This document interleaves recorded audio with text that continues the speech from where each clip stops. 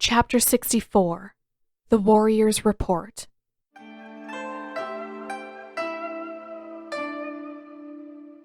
Are you sure that you're actually trying? Katara called. Her voice sounded breathless, and there was a bright, smiling lilt to each word. Zuko groaned, pushing himself back up to a seated position. He ached a little from all the bending, and from landing flat on his back several times over, but it was a good sort of ache. The kind that reminded him that he was still in one piece, still strong and fighting. I already lost. Why should I have to get up? Lazy bones. But before the word was even out of her mouth, Katara had come over beside him and flopped back into the snow herself, sending up a cascade of fluff while her hood swung up over her head, cushioning her landing. Ugh! Zuko scrubbed at his face with his sleeve, wiping away the snow that had melted on contact. Though he was a little warmer than was strictly necessary now that he had a full Water Tribe outfit to wear, he still didn't care for the cold wetness on his skin. Was that intentional? Waterbender's secret. I'll never tell. He snorted and flipped his own hood up before reclining beside her. Their sparring matches were getting longer and longer. He'd lost the first one after a prolonged, relatively balanced struggle, then barely defeated her in the second, and then fought for what felt like ages in their third match before Katara had finally succeeded in knocking him to the ground and knocking the air from his lungs. He could have fought through it. Possibly. He'd had the wind knocked out of him before and swung himself to his feet before his breath fully returned, but he was tired by the time that they were through. He didn't really want to force himself back up just for Katara to knock him over again before he succeeded in catching his breath. And when he was sparring with Katara, at least he didn't have to worry about what came after he surrendered. He could just lie back and catch his breath for a little while. He'd lost, and that was okay. It feels like ages since the last time I got to spar with anyone, Katara said. Ages? It's been, 2 days? 3. He rolled his eyes. And I thought that I was impatient. 3 days is barely anything. 3 really long days? And I haven't been in my normal waterbending class for a few days either. There was an audible pout in her voice when she continued. How am I supposed to be prepared for the attack if I'm taking all this time away from lessons? Zuko rolled his head just far enough to the side to catch a glimpse of her profile. Honestly, I think you're more prepared than you realize. There was a soft rustle as Katara turned her head, then pushed the thick ruff of fur around the edge of her hood aside so that she could study him. You think so? It felt strange holding her gaze like this, but it wasn't unpleasant. Not like it was with most people. Yeah. I mean, you've beaten me plenty of times. And I'm not the best firebender, but I've seen a lot more of the other elements than most of the Fire Nation has. Most of them wouldn't have any idea how to fight a waterbender. She smiled just a bit, then looked back up at the sky. Doesn't that make you a better firebender than all the others? What do you mean? I mean that all the fancy moves in the world don't mean very much if they can only fight other firebenders. At least you're versatile. Frowning, Zuko looked up at the dark, star-speckled sky as well. He'd never really thought about it that way before. As firebenders went, he certainly wasn't exceptional, but there were relatively few people in the world who he wouldn't be willing to face, who he wouldn't at least stand a chance against in a fair fight. Maybe. Yeah, I guess you have a point. He let out a slow breath and folded one arm behind his head as a sort of a cushion. But almost as soon as he'd said it, a memory from his childhood flooded back in, and he remembered his tutors and their constant disappointment with his progress. He remembered watching Azula start her own lessons a few years later, only to catch up with and overtake him in a matter of months, leaving him to flounder helplessly in her wake. His hands clenched into fists. But I barely finished learning my intermediate forms before the explosion. I'm from a family of prodigies. I should have at least finished my training by now. I don't see how learning things a little backward is a bad thing. Keeping people confused is almost always a good tactic. For an instant, Zuko was too confused to speak. Then he had no choice but to snort, then smile. I'm not sure that excuse would fly with anyone in my family. Katara smiled too. I think the general would appreciate my reasoning. I don't know about the rest of your family, but they're not here, are they? Zuko grunted. Guess not. So then as long as you're ready to face Zhao, isn't your bending right where it should be? I suppose. He sighed. And I guess I'm more prepared than I was when I beat Zhao a few months ago. It had been a narrow victory, and the only thing that had really spared him in the end was the fact that Zhao had underestimated him. But that hadn't really changed. Zhao would still underestimate him now, and Zuko had to take victories wherever he could get them. That didn't stop him from burning you, she said, voice so small that the snow nearly swallowed it up. He gave a half-hearted shrug. If I'd been paying enough attention, that wouldn't have happened. I should have known better than to expect him to follow the rules. Beside him, Katara sat up straight and turned his way, brows furrowed. Though the darkness drained most of the color from the world, her eyes were still bright, and they pierced clear through him. I still can't believe that anyone would do that. I don't even care that it's Zhao. I know he's awful. How can anyone be okay with hurting people like that? Zuko sat up too, a tiny bit slower. He tried to do the same thing to you. Or worse, probably. His pulse quickened a fraction at the thought of it. It could have been worse for Katara. It would have been so much worse if Zuko hadn't managed to intervene. You can't be surprised after you saw that. I'm not surprised, Okay, I am surprised. I know what happened. I know what I saw, and I know what he's capable of. I can't understand how anyone can be so willing to hurt people. She looked down, and he watched her forehead crease. Then you'd hate my family, Zuko mumbled without thinking. When Katara looked up again, wide-eyed, he cleared his throat. I mean, it would be worse if we didn't know what to expect from Zhao, right? At least we know what to look out for. Zuko, Katara said quietly, holding tight to his gaze. Shit. He shouldn't have said anything at all. He hadn't really meant the comment about his family. Sure, Azula had always taken every opportunity to lie and manipulate, and Father had been Father, but that didn't mean that they were wrong. Sometimes it had felt like they'd wanted to make Zuko's life harder, but that was probably just his imagination. It was a lot more likely that they'd just been hard on Zuko to toughen him up. But now he'd slipped up, and Katara was going to start asking questions, and Zuko couldn't fathom the possibility of talking about any of it. His scar, his banishment, Azula, Father, they all sat too close to his core, and even now, even 3 years later, it felt as though he would break if anyone got too close. Something in Katara's gaze felt strange, and it took a moment before he realized that she was staring at his scar. That shouldn't have bothered him. It shouldn't. People were always staring at his scar.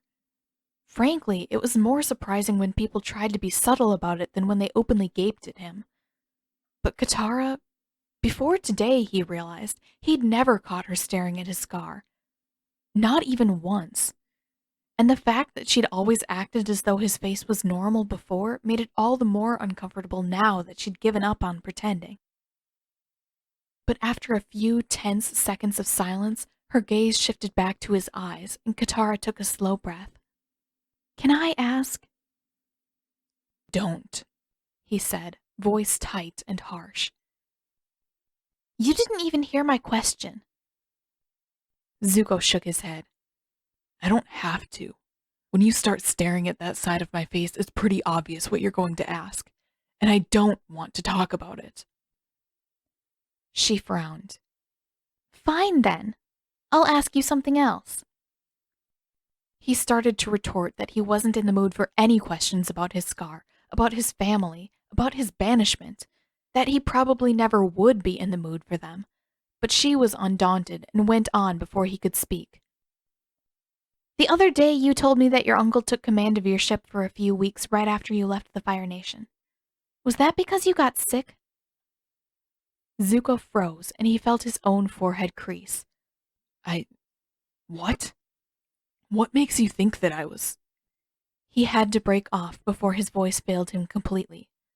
How did she know about that? The short time when he'd been confined to his cabin after his banishment was so insignificant by comparison with everything else that had happened around it, and yet so terrifyingly close to the point that he had to wonder whether she was really a mind reader after all. How else could she have possibly guessed that he'd been sick so soon after his banishment? Unless she knew everything already. Unless Uncle had told her the whole, long, messy story, and she'd somehow kept it all hidden until now. But even that seemed impossible. Katara shrugged. Though her expression remained inscrutable, her gaze seemed to grow even more intense, like she was searching for a crack in his facade that she could peer through and see what lay beneath. Just piecing together things that I've heard. He scowled. Did Uncle tell you? Not exactly, but I'm going to take that as a yes. His scowl deepened, and he shook his head. What hasn't he told people about? Probably lots of things. I just told you he didn't actually say anything about you being sick. I pieced it together from lots of different places. She crossed her legs, and her mittened hands came to rest together in her lap. After a while, the gaps say just as much as what people are willing to tell me. That didn't make him feel much better. What did Uncle tell you? That you left the Fire Nation almost 3 years ago, and that by the time you were banished, there wasn't anything left for him to stay in the Fire Nation for. And? She pursed her lips. And that you celebrated your last birthday by not doing anything that even remotely resembled a celebration. And that the two of us were apparently very similar even when we wouldn't say more than 2 words to one another. The tension in his chest loosened just the slightest bit. Was that all he told you?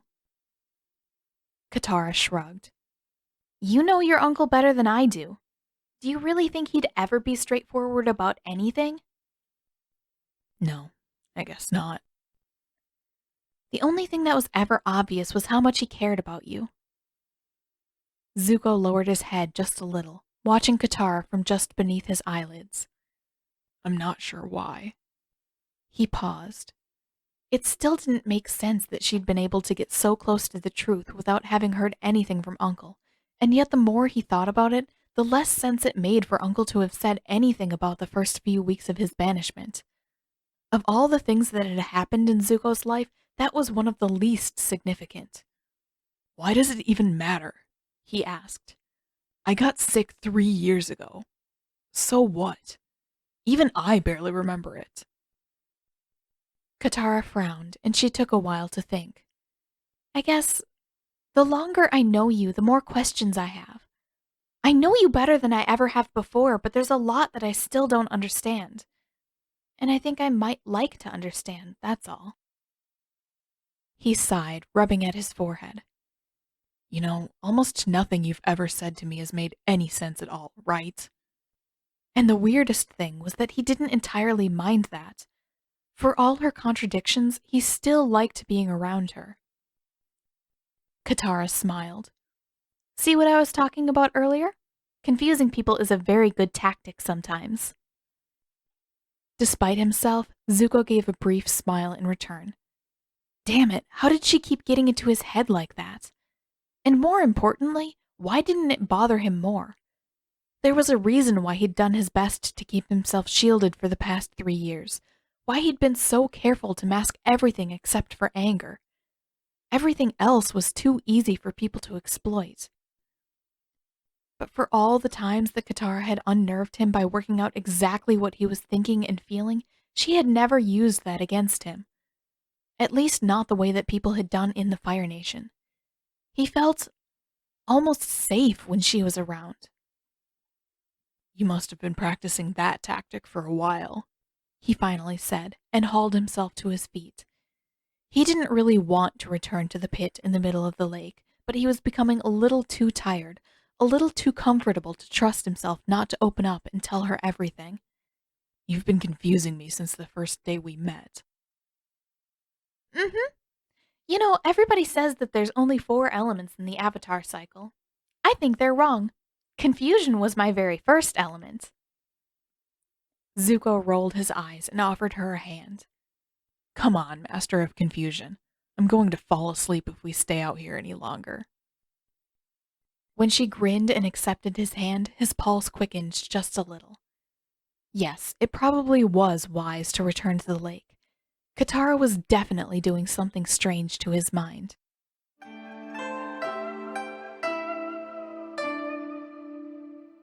Sokka didn't allow his scowl to fade once on his trek out to the lake the following morning. He hadn't been able to figure out where Katara had taken Zuko last night, but by the time that Sokka made it back to the house, Katara had already been in bed, and she'd insisted that Zuko was back in the pit where he belonged. Sokka wasn't so sure about that. He'd seen the steps cut into the ice last night. He knew that they were a bit too elaborate for Katara to put up one day and take down the next, which meant that the steps had to still be there now, which meant that Zuko had a way to get in and out on his own, which meant that the jerk could be almost anywhere. And if Zuko was anywhere but the bottom of the pit, Sokka wasn't going to let him off easy. He'd even brought snacks along with him. That was how determined Sokka was to get to the bottom of things. If it took him all day to find Zuko and interrogate him, then that was what Sokka was going to do. Hey, Jerkbender! Come out here. I want to talk to you. There was a bit of rustling, and Sokka watched from the edge of the pit until Zuko stuck his head out of the tent and squinted upward. You? Forget it. I'm going back to bed. Hey! Sokka repeated, his voice coming out a bit higher than he liked. Damn it! Why couldn't he sound manly and tough when it really mattered? I'm not going away, Zuko. When no response came, he scowled, then rounded the pit and took the steps down to the bottom.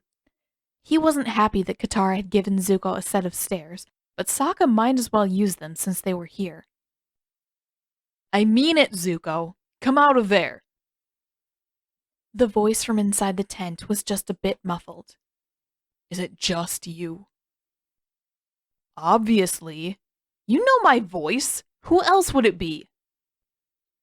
Zuko still hadn't reemerged from the tent. He gave a grunt of acknowledgement, then, just say what you want and go, would you? No. I want to ask you some questions and I need to see your dumb face when you answer so that I can tell whether you're lying or not.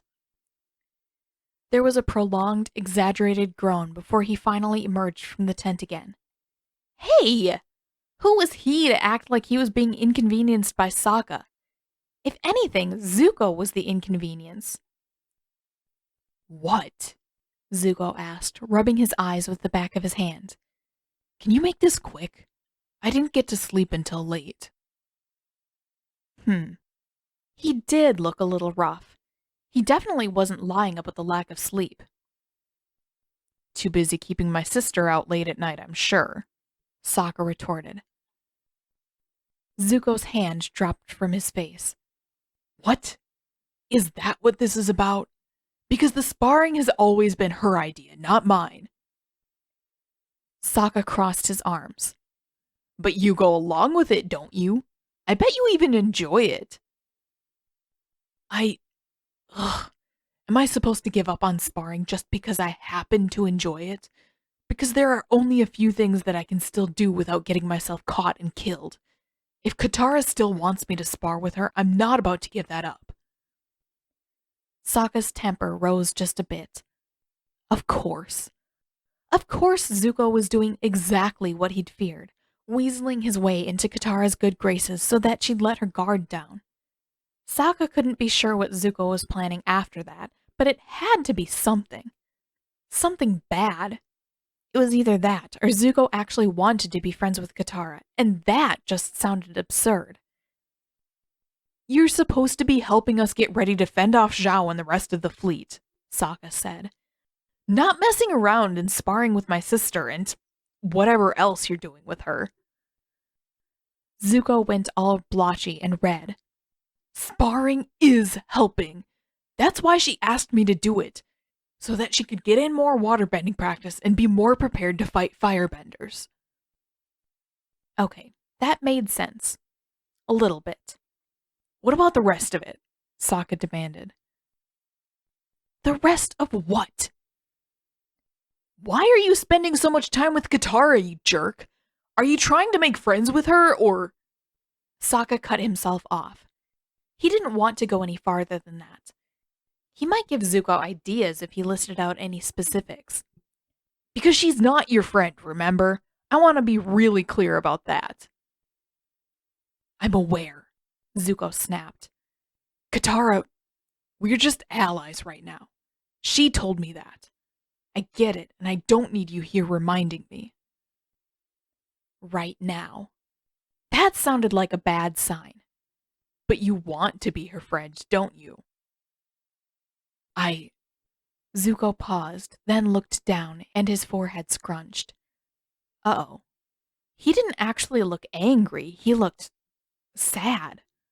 Almost wistful, but in a constipated sort of way. He ran a hand over his hair, which was just starting to get long enough to do something other than stand on end. When it got ruffled, it stayed ruffled. So what if I do? I don't trust you, that's what. It's one thing to have you feeding us information and all, but it's another for you to be acting so buddy-buddy with her. Zuko had raised his head again, and he'd resumed glaring, but Sokka continued, undaunted. We haven't forgotten the things you've done in the past. I, for one, am not going to believe a word you say until I have proof that it's never going to happen again. Zuko's scowl deepened. Then it's a good thing that I don't want to be friends with you. You great big… Katara is the one I hurt, okay? I've been trying to make it up to her ever since I got here, and if she decides that I've done enough, if she trusts me, that's her choice, not yours. Sokka narrowed his eyes. Did she tell you to say that? What? No. Did you tell her that you were going to come out here and interrogate me? Why would I have done that? Zuko threw his arms out to the sides. So then how and why would she have told me what to say to you? His expression darkened. She's not my friend, remember? What reason could she possibly have for helping me out like that? With that, he turned for the tent. I'm going back to sleep. I hope you had fun bothering me. Hey! Sokka said. Hey! I'm not done with you yet. Zuko had already swung the tent flaps shut behind him, and there was no answer. Sokka crossed his arms. Fine.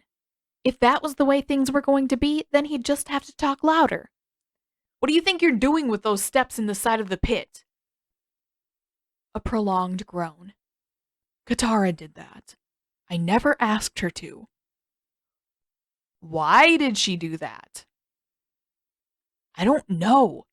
She said something about more people out searching the city. Maybe she wanted me to have a fair chance if someone found me out here. There was a pause. Are you going to leave anytime soon? Sokka shook his head, not caring that Zuko couldn't actually see him. Nuh-uh. How am I supposed to believe that you're not going to run off and cause a bunch of trouble? Maybe the fact that I haven't run away from you should be your first clue. His voice sounded a little lower, a little murkier than before. Sokka frowned. In a way, that was a decent argument. Still, you must be crazy if you think I'm just going to trust you.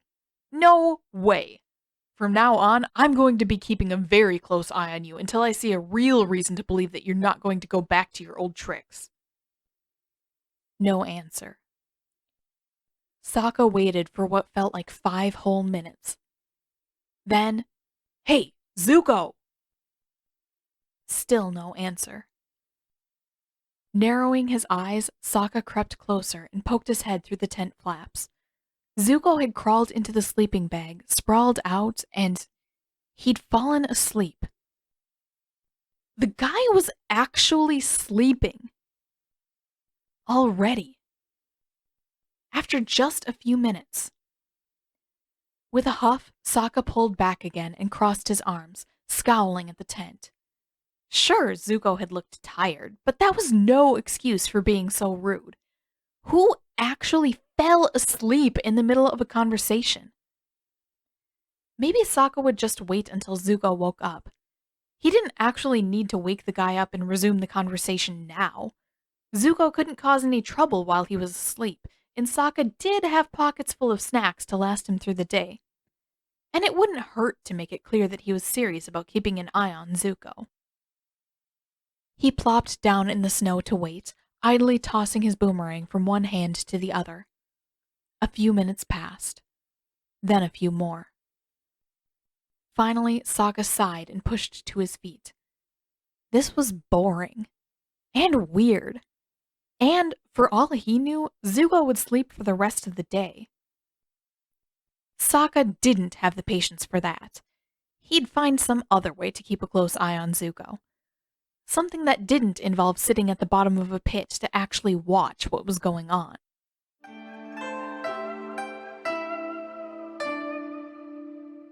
The open space beside Appa's stable wasn't exactly the ideal place to practice waterbending.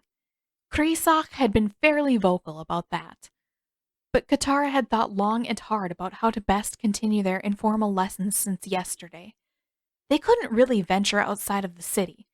That would bring Krisak, and possibly others, closer to Zuko. And the waterbending arenas, while not occupied with lessons, were full of kids playing and tossing snowballs at each other. That was probably where Aang was spending his days, come to think of it.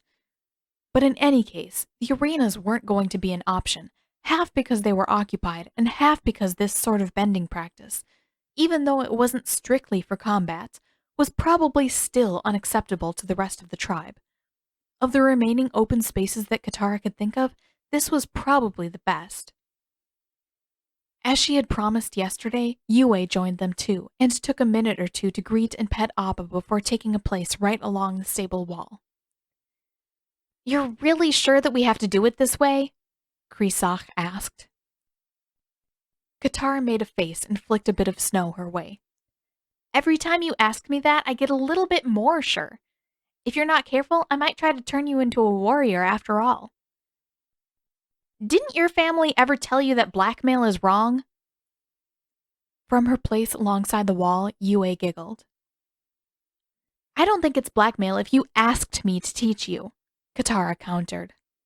"Besides, if you don't want to fight with these forms, you don't have to. You can just use your bending for some really aggressive cooking and laundry if that makes you happy." Krisak crossed her arms. "Aggressive laundry?" Katara narrowed her eyes. "You're just trying to avoid learning something that you could use to fight someday, aren't you?" "Don't be silly. If that was all I wanted, I'd be teasing you instead." When that earned no response, Krisak reluctantly took her stance before adding, "About your boyfriend," in an undertone. Yue gasped. "Katara! Did I miss something? Are the two of you—" "What?" Katara spun toward Yue, then whipped back around to glare at Krisak. "No! I don't have a boyfriend." "There is a boy, though," Krisak sing-songed. She grinned wide enough that the gap in her teeth was visible from several paces away. "And apparently Yue knows him, and there's a reason to think that he might be your boyfriend, too." "I'm sorry," Yue said hastily. "I just thought— No, I'm sorry. I was only teasing." Spirits, Yue was really bad at acting. That excuse was never going to get them anywhere. Katara huffed and crossed her arms. She'd have to tell at least a fraction of the truth in order to get Krisak off of the subject. "Stop," I told you the other day that there's a boy, but it's not what you think. I've just been meeting up with someone for extra waterbending practice sometimes. And you don't know him, I promise. Krisak leaned a little farther forward. How do you know that I don't know him? Because he doesn't know you, Katara said. So? I've met most of the boys in waterbending lessons, and I know for a fact that most of them have dried out sponges for brains. He probably doesn't remember me. Katara shook her head. He's not in waterbending lessons. I said that I practiced waterbending with him, not that he was a waterbender. Krisak turned to Yue. Is that true? I take it that you've met this boy. Yue was a little flushed, and she nodded cautiously. Yes, I've met him. And Katara's right. He's not a waterbender, and you haven't met him. But you still thought that he might be her boyfriend?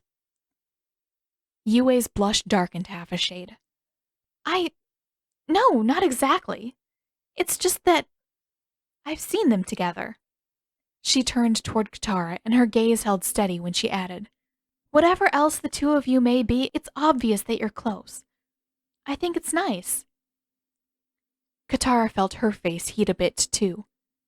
Ugh, why was she blushing so badly? I'm not sure I'd say that we're close. You know each other very well. You understand each other better than most.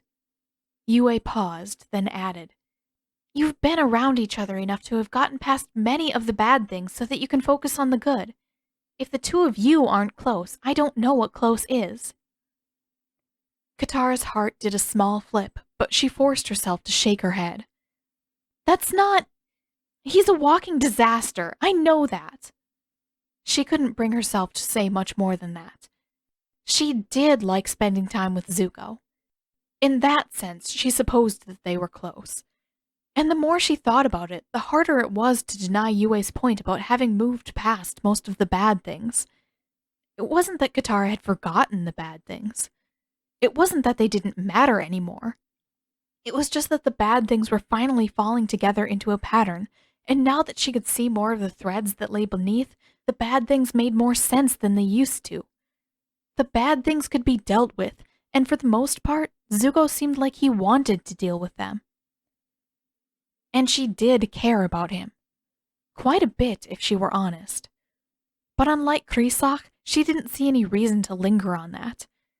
She was working alongside Zuko, and as far as she could tell, they were both fairly comfortable with that arrangement.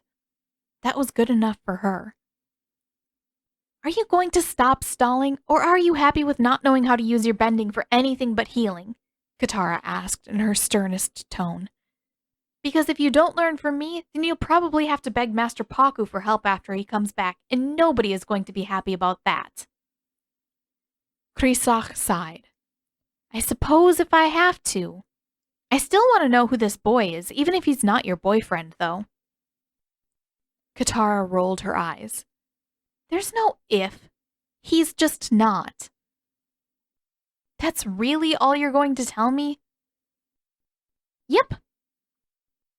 You might be even meaner than Master Pakku, Krisak said, but she gave a smiling sigh afterward and shook her head. Fine. No more questions about your boy, then. Katara rolled her eyes.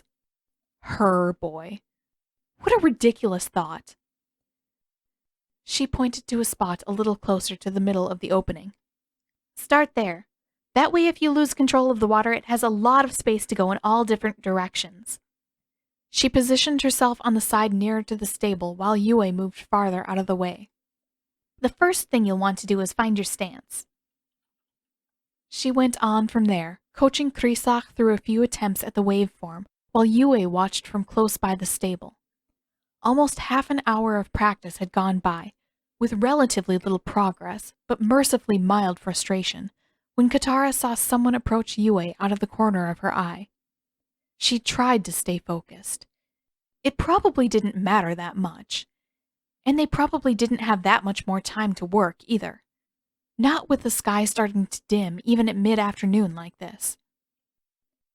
But just a few moments later, Yue called out, "Katara! We've gotten an update on the fleet." Katara let her water drop and motioned for Krisak to rest as well. "What is it?" she asked, jogging back toward the stable, her braid swinging with every step. "The reconnaissance team is on the way back," the young man who'd come to speak with Yue answered. Katara thought she recognized him from the advanced waterbending class, a bulky young man, neither particularly tall nor particularly short, with midnight dark hair and eyes that nearly matched. "From the sound of their message, they should be here the day after tomorrow." Katara's heart skipped. Were they able to sabotage any of the ships? The young man shook his head. "No word on that, but the mission was a success otherwise. No one spotted and no one got hurt." And no word about the general. Nothing that she could tell Zuko one way or the other about his uncle. "Has the fleet moved at all?" Yue asked. "Not as far as I know. The only instructions they gave us were to begin work on reinforcing the city wall and constructing ice barricades beyond that." Katara breathed just a little easier. If the fleet hadn't moved, then that meant that the general was probably fine. Even if Zhao's ship had been sabotaged, it would have gone down at Kokyo Island, leaving the general just a little way from dry land. There would be no rescue needed. "Very well," Yue said, giving the young man a gracious smile. "And are those preparations starting soon?" "Tonight, Princess Yue. Angun is already gathering the rest of the upper class to drain Isuk Lake and start work on the city wall." All at once, Katara forgot how to breathe and felt her eyes widen until it felt like they would pop. "Isuk Lake? Are you sure about that?" She was barely listening, but she heard the word yes as plain as day. Her stomach turned over, and her heart rose up to her throat. "I have to go," she announced. "Right now. I'm sorry. I forgot that I have to be somewhere else." Her pulse had grown so forceful in her ears that she couldn't tell whether her voice was loud enough or entirely too loud, and she reached up nervously to smooth down the top of her hair, even though she knew full well that it looked the same as ever. "Krisak, I'm sorry. I'll see you tomorrow." She was already running by the time that Yue called after her. "Good luck, Katara."